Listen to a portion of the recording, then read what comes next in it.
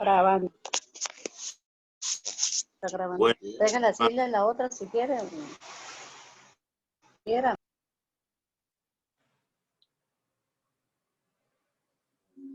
vamos a orar. Damos gracias, Señor, que tú has dejado para nosotros estos mensajes a las iglesias que existían hace tantos años. Y sabemos que muchas de las condiciones que existían en aquel tiempo también existen en congregaciones hoy en día. Ayúdanos a aprender unas lecciones por medio de esas 7 iglesias para que podamos corregir o hacer las cosas mejor en nuestras congregaciones. Damos gracias que podemos utilizar este sistema de reunirnos y colocamos en tus manos cada persona que está conectado esta noche, que tú nos bendigas, tú nos ayudes a entender la palabra tuya. Ponemos a todos en tus manos dando gracias. En el nombre tuyo, Señor Jesucristo. Amén.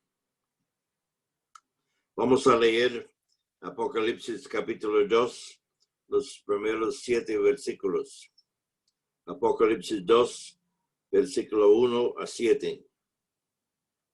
Dice así: escribe al ángel de la iglesia en Éfeso, el que tiene las 7 estrellas en su diestra, el que anda en medio de los 7 candeleros de oro, dice esto: yo conozco tus obras y tu arduo trabajo y paciencia, y que no puedes soportar a los malos, y has probado a los que se dicen ser apóstoles y no lo son, y los has hallado mentirosos.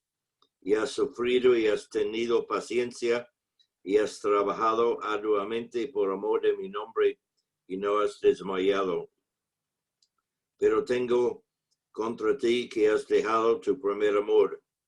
Recuerda, por tanto, de dónde has caído, y arrepiéntete y haz las primeras obras. Pues si no, vendré pronto a ti, y quitaré tu candelero de su lugar, si no te hubieres arrepentido. Pero tienes esto, que aborreces las obras de los nicolaítas, las cuales yo también aborrezco. El que tiene oído, oiga lo que el Espíritu dice a las iglesias. Al que venciere le daré a comer del árbol de la vida, el cual está en medio del paraíso de Dios. Muchas gracias, que el Señor le bendiga. Hay unas 7 iglesias aquí en esta parte de Apocalipsis que existían en aquel tiempo del apóstol Juan. Y en esas 7 iglesias vemos 4 maneras en que podemos entenderlas y aplicar los mensajes que han sido escritos a ellas. Primero, podemos verlos en un sentido local, a las iglesias a las que estos mensajes fueron directamente escritos. Describen las condiciones que realmente existían en las iglesias a las que Juan dirigió las cartas. La segunda forma como podemos entender estos mensajes y aplicarlos es en un sentido de exhortación a todas las iglesias de todos los tiempos, como un medio por lo cual ellas pueden discernir su verdadero estado espiritual ante la vista de Dios. Las características encontradas en estas cartas han existido, por lo menos en parte, durante cada siglo desde el día de Pentecostés. En ese respecto, las 7 cartas se asemejan marcadamente a las 7 parábolas de Mateo 13. En otras palabras, cuando leemos estas cartas, podemos ver la situación en nuestras propias congregaciones que existían en aquel tiempo en esas iglesias. Entonces podemos aprender la lección por medio de ellas. La tercera forma que podemos entender esos mensajes y aplicarlos es en un sentido personal, en las exhortaciones dirigidas a todo aquel que tiene oído y en las promesas a todo aquel que venciere.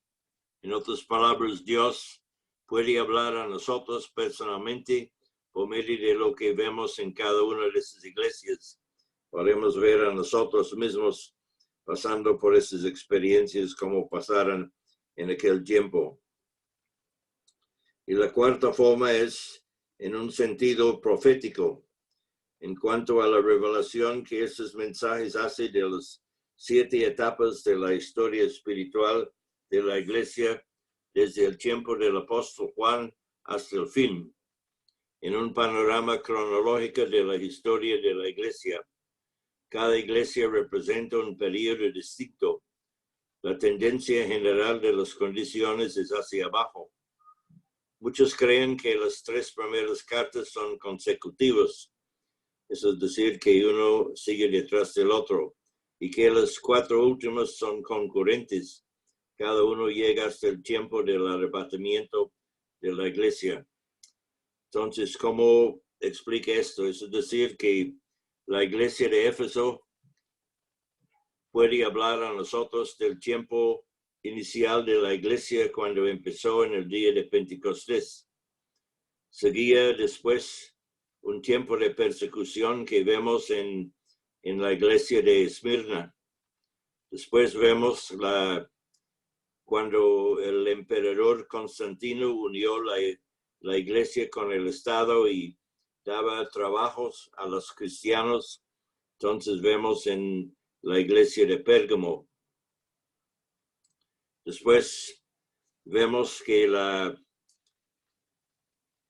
levantó una situación en la iglesia que se conoció como la Edad Oscura, cuando la iglesia de Roma empezó a dominar sobre la situación religiosa en el mundo, y la iglesia de Tiatira representa la iglesia católica que gobernaba desde el año más bien de 500 después de Cristo hasta 1600 después de Cristo.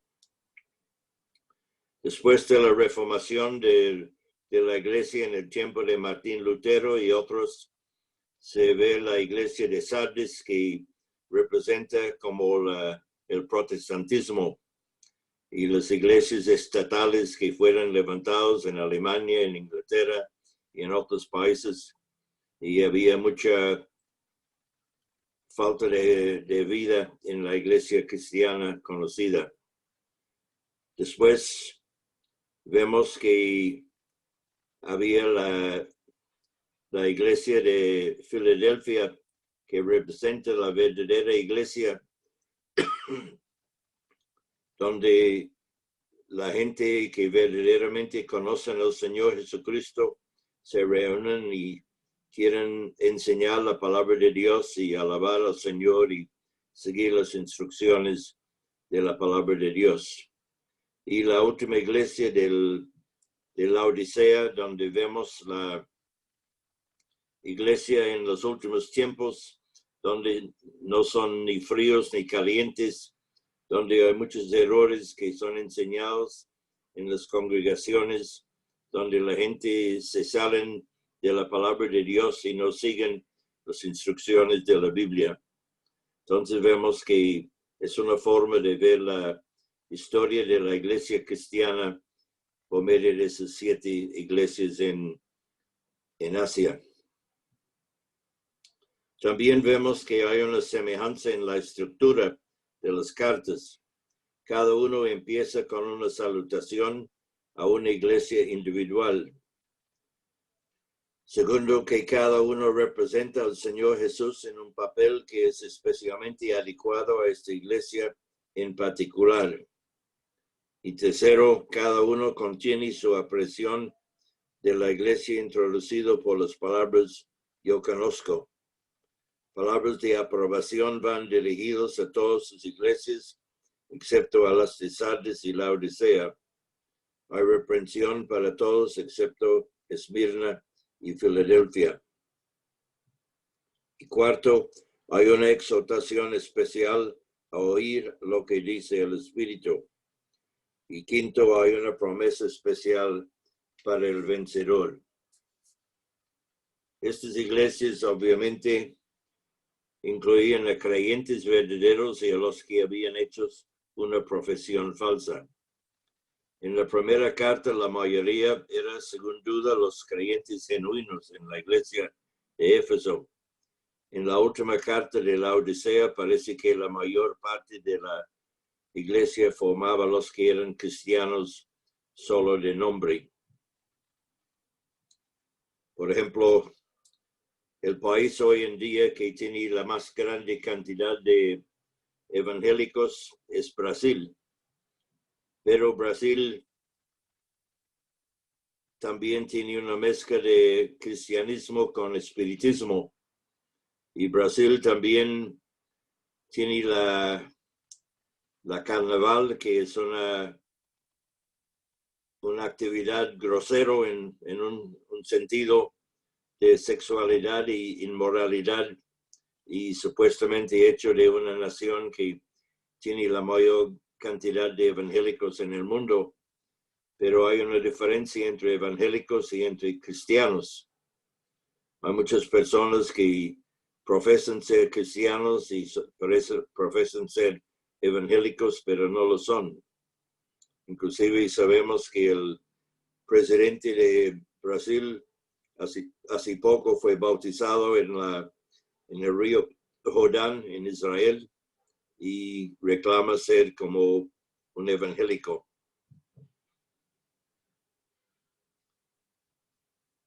Entonces vemos que la iglesia de Éfeso es la iglesia que perdió su primer amor. El nombre Éfeso significa amado, relajación o deseable. Éfeso era una ciudad del occidente de Asia Menor y centro importante en la historia de la iglesia primitiva. Éfeso estaba situado entre Mileto y Esmirna, en el valle del río Caistro, a 5 kilómetros del mar Egeo y entre las montañas de Coresos.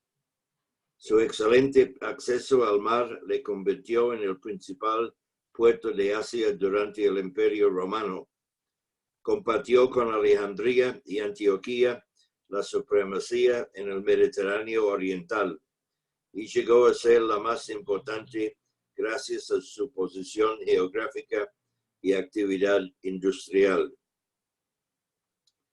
Cuando hablamos de la historia general de Éfeso como ciudad, probablemente Éfeso fue fundado en el siglo XII a.C., cuando los colonizadores griegos se mezclaban con los indígenas de la región, descendientes de habitantes de la Anatolia, en el centro de Asia Menor.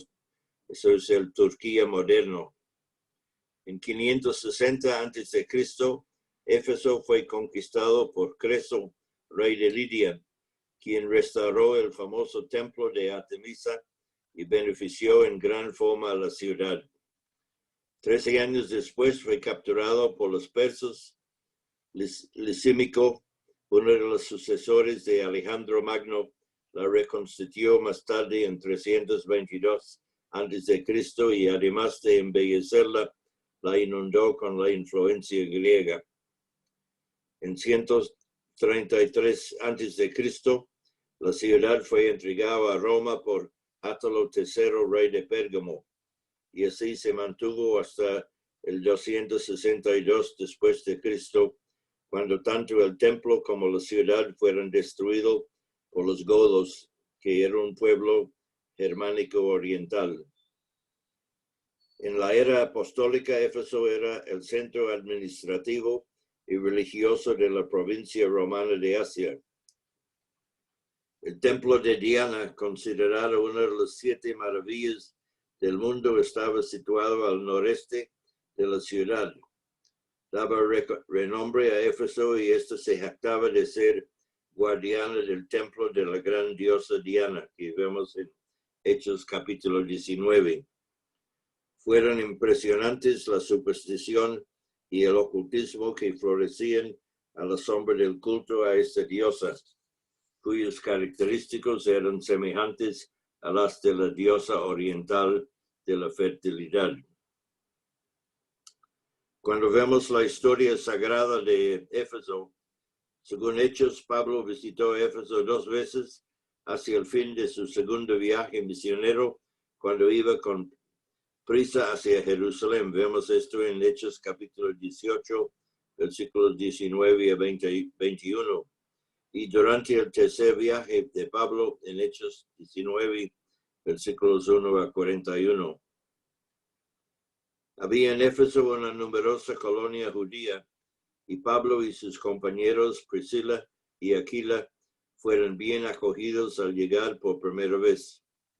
El apóstol deseaba estar en Jerusalén para cierta fiesta, y esto cortó su visita, pero sus compañeros permanecieron allí. Seguramente ellos fundaron la iglesia ayudados por Apolos, que vemos en Hechos capítulo 18, versículo 24 y 26. La segunda visita de Pablo duró 3 años, que vemos en Hechos 19, versículo 8, 10 y capítulo 20, versículo 31. Pero esta vez la situación fue diferente. Al principio fue bien recibido por los judíos, pero después de predicar 3 meses en la sinagoga, surgió la oposición, que vemos en Hechos 19, versículos 8 y 9. Por tanto, trasladó su centro de actividades a la escuela de uno llamado Tirano. Con este punto como cuartel, Pablo llevó a cabo una obra extensa, ayudado por sus compañeros y por convertidos como Tíquico, Epafras y Filemón, que vemos en Hechos capítulo 19, versículo 10. Posiblemente durante esta época nacieron las 7 iglesias en Asia y otros como Colosas y Hierápolis. Históricamente, el estado de la iglesia en el tiempo cuando el libro de Apocalipsis fue escrito, que vemos en versículo 1, escribe al ángel de la iglesia en Éfeso, el que tiene las 7 estrellas en su diestra, el que anda en medio de los 7 candeleros de oro, dice esto.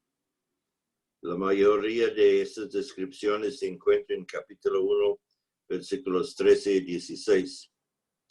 Y en versículos 2 y 3 dice, yo conozco tus obras y tu arduo trabajo y paciencia, y que no puedes soportar a los malos, y has probado a los que se dicen ser apóstoles y no lo son, y los has hallado mentirosos.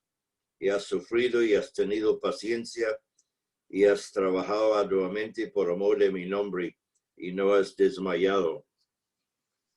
Interesante, en aquel tiempo había gente que reclamaba ser apóstoles, como hoy en día vemos mucha gente que dice que son apóstoles. Inclusive hay unos apóstoles que dicen que son superapóstoles.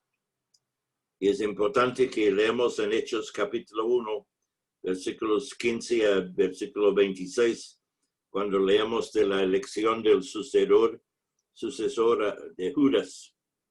Dice, en aquellos días Pedro se levantó en medio de los hermanos, y los reunidos eran como 120 en número, y dijo, varones hermanos, era necesario que se cumpliese en la escritura en que el Espíritu Santo habló antes por boca de David acerca de Judas, y fue guía de los que prendieron a Jesús, y era contado con nosotros y tenía parte en este ministerio.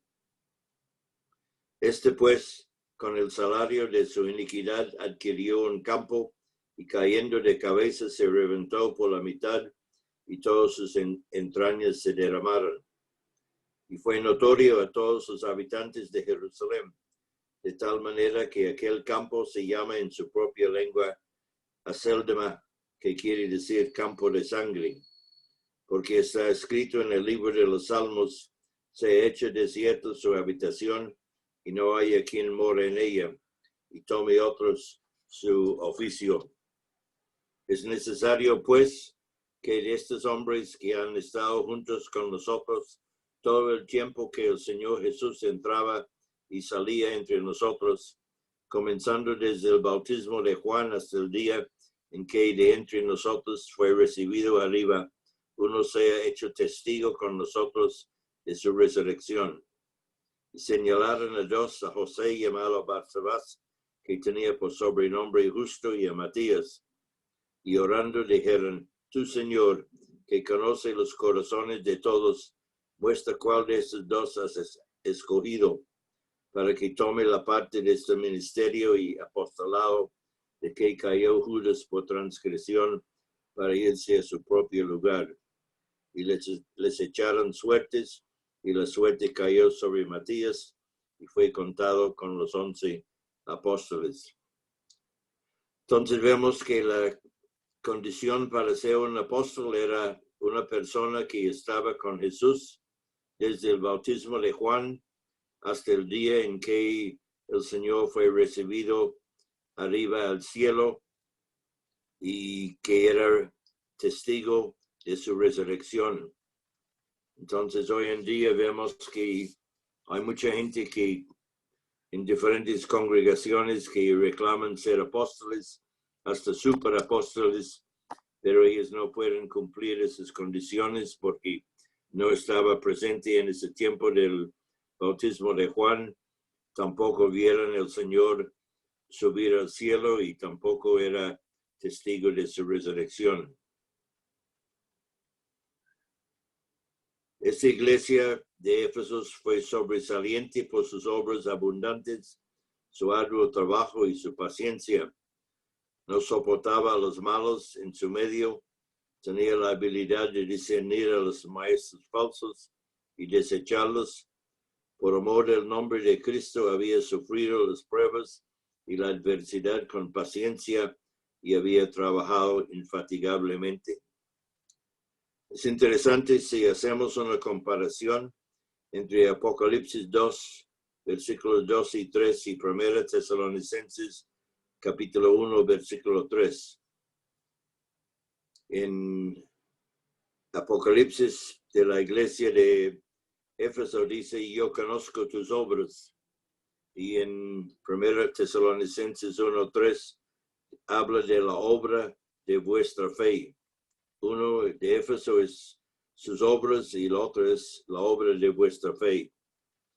En Apocalipsis 2 habla del arduo trabajo de la iglesia de Éfeso y en 1 Tesalonicenses 1 a 3 dice del trabajo de vuestro amor. Entonces hay una diferencia entre tu arduo trabajo y el trabajo de vuestro amor. Y en la iglesia de Éfeso habla de su paciencia y en 1 Tesalonicenses habla de vuestra constancia en la esperanza de nuestro Señor Jesucristo. Entonces la diferencia entre Éfeso y los hermanos en 1 Tesalonicenses es que todo fue acompañado con las virtudes de Cristo en Tesalonicenses. Es una cosa de su trabajo, su obra, pero es una diferencia entre tu obra y la obra de vuestra fe. Es una diferencia entre tu arduo trabajo y el trabajo de vuestro amor. Y hablando de la paciencia de Éfeso y de vuestra constancia en la esperanza de nuestro Señor Jesucristo en 1 Tesalonicenses. Todos podemos trabajar para el Señor, pero ojalá que nuestra obra es obra de fe, que nuestro trabajo, que sea arduo, sea trabajo de nuestro amor. Y podemos tener paciencia, pero necesitamos la constancia en la esperanza de nuestro Señor Jesucristo. En versículo 4 dice, pero tengo contra ti que has dejado tu primer amor. La tragedia de Éfeso era que había dejado su primer amor. El fuego de su afecto había menguado. El entusiasmo de sus primeros días había desaparecido. Los cristianos podían mirar hacia atrás a días mejores cuando su amor nupcial por Cristo era abundante, cálido y desinteresado. Todavía estaban firmes en doctrina y activos en el servicio, pero faltaba el móvil verdadero de toda adoración y servicio. Y es algo también que puede pasar para nosotros, que podemos faltar nuestro primer amor para el Señor. Entonces trabajamos mecánicamente sin amar al Señor y sin dar primer lugar para el Señor. Y fácilmente, como en el matrimonio, podemos dejar de amar a nuestras esposas, y una mujer que amamos mucho en el principio, ya llega el momento cuando la gente deja de amar a su esposa o su esposo y se termina en divorcio, separando, porque han dejado su primer amor para su cónyuge. Entonces, debemos preguntar, ¿qué dice la Biblia de amar a Dios? Bueno, primeramente miramos en Éxodo capítulo 20, versículos 3 a 5, dice: no tendrás dioses ajenos delante de mí, no te harás imagen ni ninguna semejanza de lo que está arriba en el cielo, ni abajo en la tierra, ni en las aguas debajo de la tierra. No te inclinarás a ellas ni las honrarás, porque yo soy Jehová tu Dios, fuerte y celoso, que visitó la maldad de los padres sobre los hijos hasta la tercera y cuarta generación de los que me aborrecen. Entonces Dios quiere ser primero en nuestras vidas, no permite que otra persona o otra cosa llegue a ser primer cosa en la vida, que pone a Dios a un lado. En Isaías 44:6 dice así: dice Jehová, Rey de Israel y su Redentor, Jehová de los ejércitos: yo soy el primero y yo soy el postrero, y fuera de mí no hay Dios. En Deuteronomio capítulo 6, versículo 5 dice: y amarás a Jehová tu Dios de todo tu corazón y de toda tu alma y con todas tus fuerzas. En Mateo capítulo 22, 37 a 39 dice: Jesús le dijo: amarás al Señor tu Dios con todo tu corazón y con todo tu alma y con todo tu mente. Este es el primero y grande mandamiento, y el segundo es semejante: amarás a tu prójimo como a ti mismo. En Juan 14, versículo 15 y 21 dice, el Señor dice: si me amáis, guardad mis mandamientos. El que lo tiene mis mandamientos y los guarda, ese es el que me ama, y el que me ama será amado por mi Padre, y yo le amaré y me manifestaré a él. En Juan capítulo 15, versículo 10 dice: si guardareis mis mandamientos, permaneceréis en mi amor, así como yo he guardado los mandamientos de mi Padre y permanezco en su amor. Yo creo que todos nosotros tenemos que admitir que no amamos al Señor nuestro Dios con todo nuestro corazón y con toda nuestra alma y con toda nuestra mente. Y tampoco amaremos al prójimo como a ti mismo. Entonces vemos que la razón es que todos tenemos demasiado del mundo en nuestras vidas. El mundo es una gran influencia sobre nuestras vidas, y con ese mundo en nuestra vida faltamos el amor total para el Señor. Pero eso es lo que Dios quiere, que amamos a Él con todo nuestro corazón, con toda nuestra alma y con toda nuestra mente. Y la prueba de que amamos a Dios es que guardamos sus mandamientos. Si no obedecemos a Dios, eso es decir que no amamos a Él. También cuando amamos a Dios, amamos también a la gente. Es muy importante que amamos a las personas que están alrededor de nosotros. Aunque cuando estamos predicando el Evangelio, la gente sabe que si de verdad amamos a ellos, podemos predicar el Evangelio en una forma mecánica que no muestra mucho amor de la parte nuestra hacia ellos, pero ellos saben, si amamos a ellos, tenemos que amar a la gente. Amamos a los niños, por ejemplo, en la escuela dominical. Hay muchas congregaciones que no saludan a los niños cuando llegan a la iglesia, Todos debemos saludar a los niños. Son personas importantes.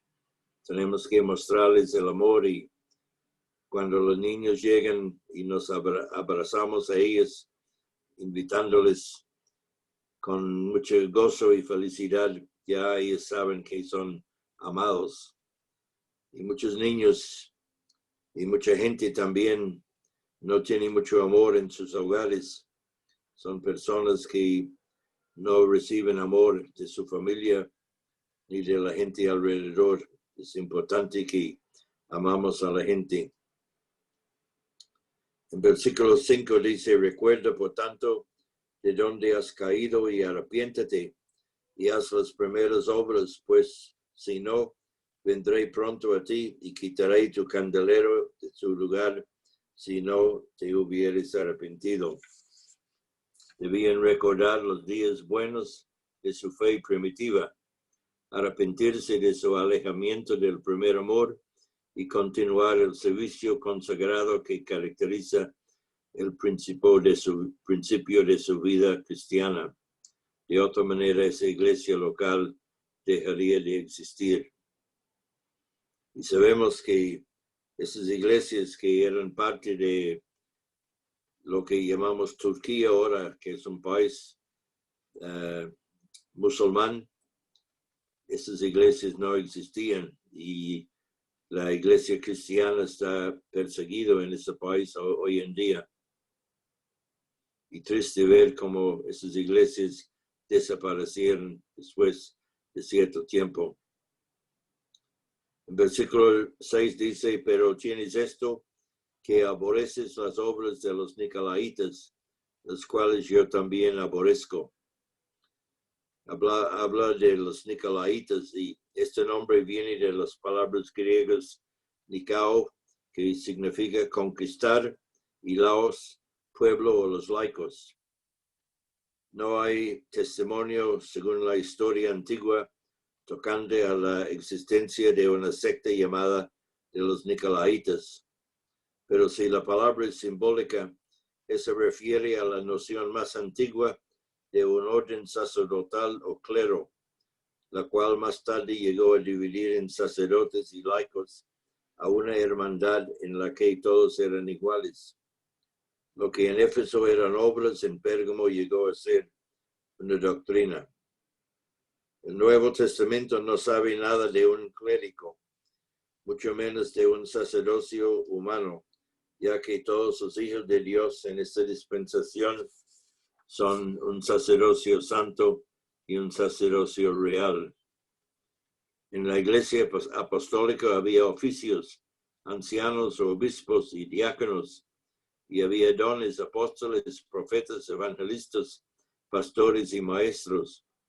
Pero al fin del periodo apostólico surgió una disposición de relegar a los ancianos la autoridad de administrar las ordenanzas, constituyéndolos en mediadores entre Dios y la gente. Y eso es lo que vemos hoy en día en muchas congregaciones.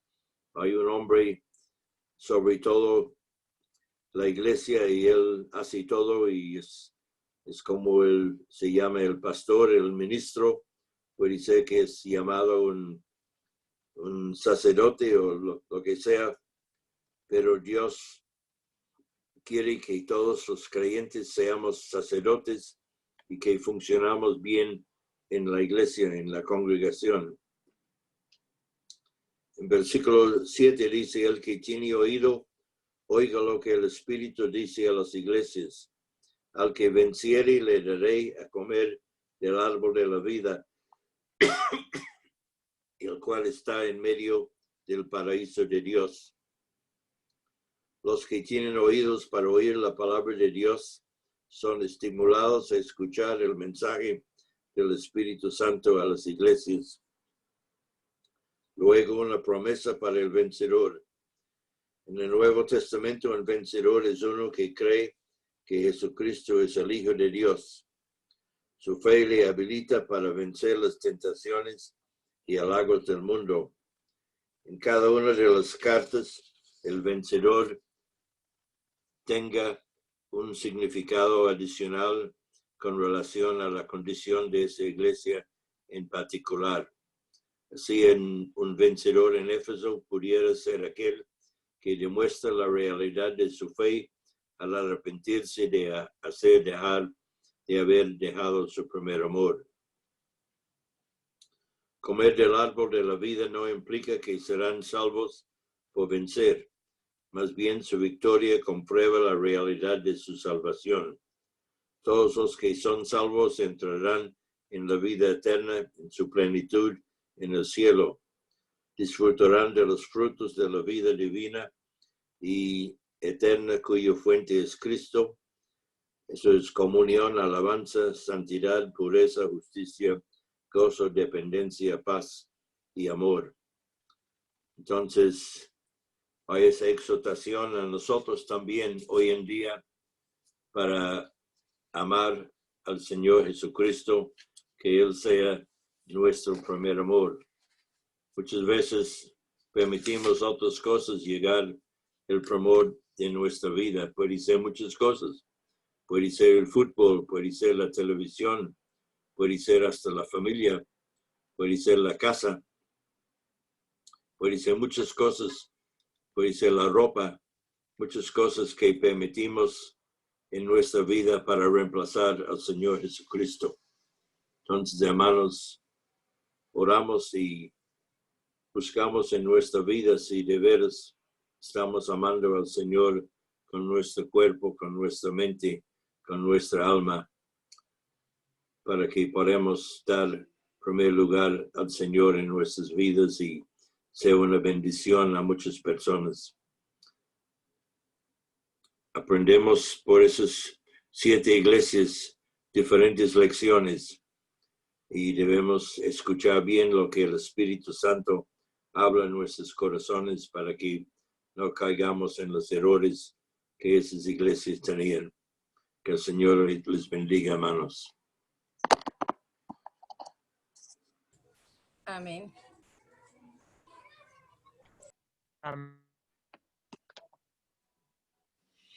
Amén.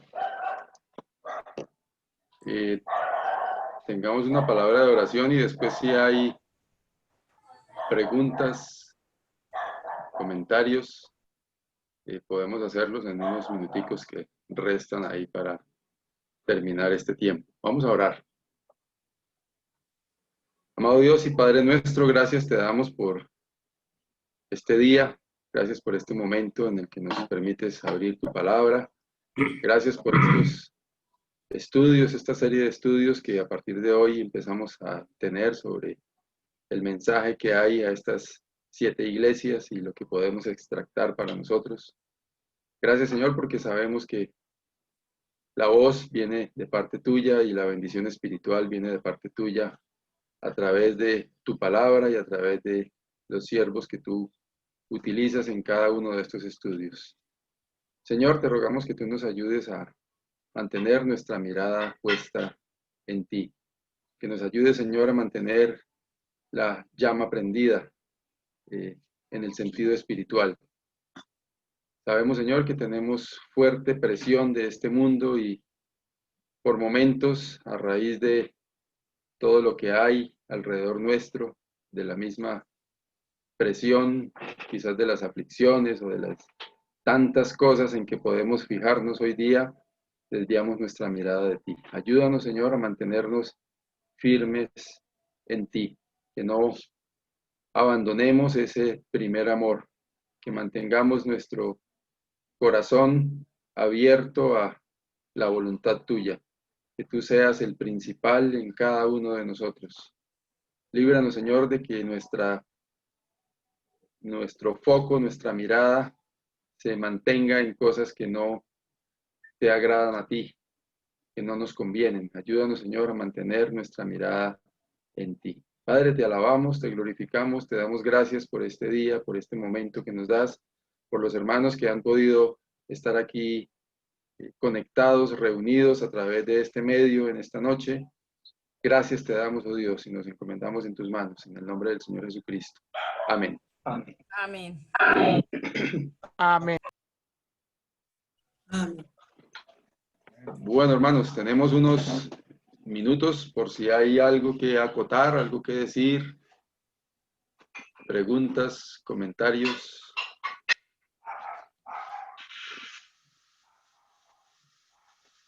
No, a mí me gustaría saber el capítulo, el versículo 1. Escribe al ángel de la iglesia. Esa es una. Y la otra es del el versículo 5. Dice quitaré su candelero. Ahí se está refiriendo a qué, como a cerrar una iglesia o a qué se refiere ahí. El versículo del capítulo 2, el versículo 5. Y el 2 que dice, escribe al ángel de la iglesia. Que yo quiero decir que es el pastor de la iglesia, ¿no? He escuchado. Bueno, muchas personas dicen que es el pastor de la iglesia, pero en aquel tiempo esos pastores como tenemos hoy en día no existía porque eso no fue el plan de Dios, que había un hombre encima de la iglesia como el jefe, y más bien habla de un ángel que Dios tenía para esta iglesia. Y vemos que en versículo 5, como dice, hablando del candelero, el candelero es un aparato que da luz y la iglesia debe ser luz en el mundo oscuro.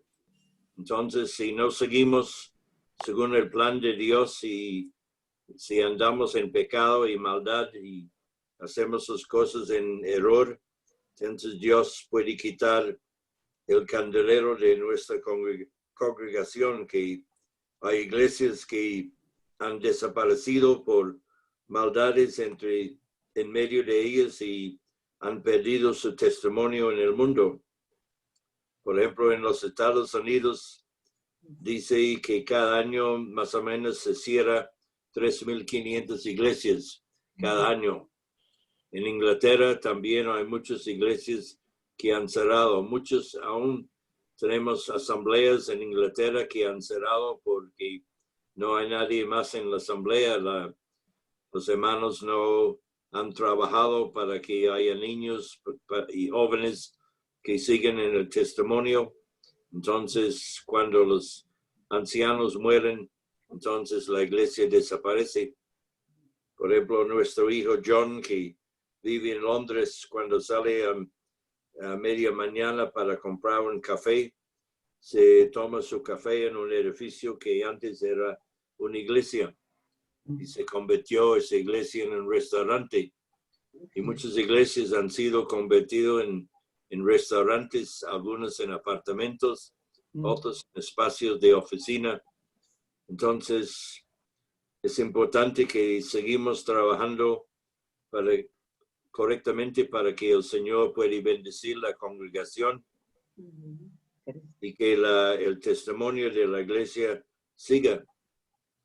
Por ejemplo, yo conozco pastores en Bucaramanga que no creen en la obra entre los niños.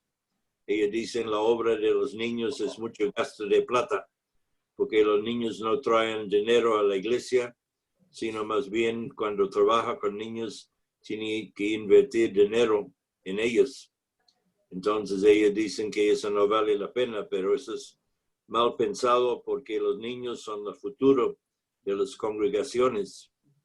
Entonces, si no hay niños, si no hay jóvenes, si no hay un progreso y crecimiento de la iglesia, cuando los ancianos se mueren, entonces no hay nadie para seguir. Hay una canción en inglés que me gusta, dice, ¿dónde están los niños? Y la canción dice que hoy yo fui a la iglesia y en la iglesia vi muchas cosas lujosas y bonitas, pero me faltaban muchas caras de los niños pequeños. Y estamos descuidando la niñez en la iglesia hoy en día. Y no sabemos que Satanás está llevando a esos niños a otras cosas. Y inclusive tenemos que pensar mucho en nuestros hijos para ver que nuestros hijos también llegan a conocer al Señor y sean parte de la iglesia. Porque hay muchos aún pastores y líderes de las congregaciones que sus niños son totalmente rebeldes y no conocen al Señor. Entonces nosotros tenemos una gran responsabilidad de trabajar con nuestros hijos y también con la niñez. Y sabemos que hay muchos niños alrededor de nuestras congregaciones y tenemos que trabajar con ellos. Y doy gracias al Señor que lo que pudimos hacer en esperanza, que han llegado muchos niños, por amor a esos niños, ellos han llegado a conocer al Señor. Yo recuerdo en años pasados caminando por las calles en Esperanza y caminando solo, y de pronto un niño llegaba a mí y ponía su mano en las manos mías y caminaba conmigo, niños con caras sucios y con manos sucios. Pero esos niños hoy en día han entrado a la iglesia y son jóvenes que siguen en las cosas del Señor. Entonces tenemos que amar a los niños, y a veces me hace falta esas caras sucias, pero tenemos que amar a la niñez para que ellos sigan. Amén. Gracias, hermano. Amén.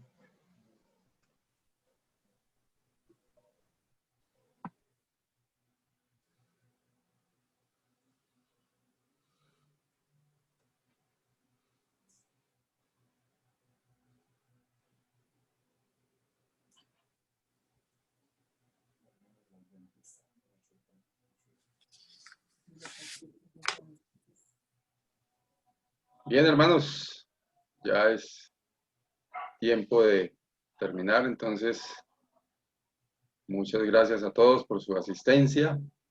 Los hermanos, nos vemos mañana a las 4 de la tarde. El jueves nuestra reunión de oración sigue en los horarios de costumbre: 5 de la tarde un grupo, 6:30 de la tarde el otro grupo, y el domingo la cena a las 6:30 y la reunión de estudio a las 8 de la mañana. Este domingo tenemos también actividad evangelística a las 6 de la tarde, y los jóvenes tienen su reunión a las 2:30 de la tarde. Se me olvidaba, mañana las damas tienen su reunión también a las 7 de la noche. Entonces, todos y todas cordialmente invitados a cada una de estas actividades. Feliz noche para todos, que el Señor les bendiga. Chao, chao. Gracias, feliz noche. Buenas noches, que le bendiga, hermano. Amén, feliz noche, Hermano mis Andrés. hermanos, Dios les bendiga. Muchas gracias, hermanos. Dios les bendiga. Amén. Amén, hermano. Feliz noche, hermanos. Dios les bendiga. Un abrazo para todos. Dios los hermano Mario. Gracias, hermano. Saludos. Ana Blanca. Blanca, Dios les bendiga. Bendiga. Amén. Roberto. No, Dios le bendiga, hermano. Feliz noche. Amén. Hermanos, Dios los bendiga. Amén. Dios le bendiga, Dios hermano. los bendiga. Edwin, ¿usted es que está bravo o es que tiene una foto? Edwin, que lo veo como bravo, no sé si es que es una foto, porque lo veo ahí como quieto, todo malacaroso, serio. ¿Qué pasa, Edwin? Cuéntenos. No. ¿Todo Oye, bien? hermano, feliz Ah, bueno. después de escuchar esa palabra del Señor. Ah, bueno. Yo dije, es una foto, yo miraba bien, es una foto, es que estaba bravo, que era lo que tiene el No, me muchacho. congelé de pronto, se congeló ¿Sí? la imagen. Ah, bueno, mis hermanos, Dios les bendiga. Amén. Chao, chao, Noelis. Chao, mis Chao, hermanos. hermano David. Chao, hermanos, que el Señor Chao, los bendiga hermanito a todos. David, Dios les bendiga. Amén, hermanos. Bendiciones para todos, hermanos.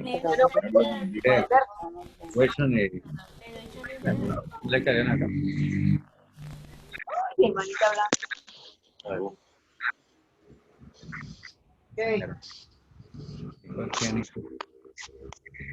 Buenas noches para todos, hermanos. Dios les bendiga. Gracias, hermano Juan, buenas noches. Le caballero Nicolás.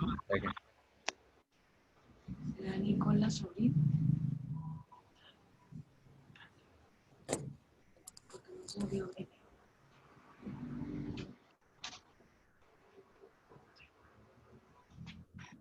Bueno, me desconecto y entonces salimos todos. Chao, chao, buena noche, que el Señor les bendiga.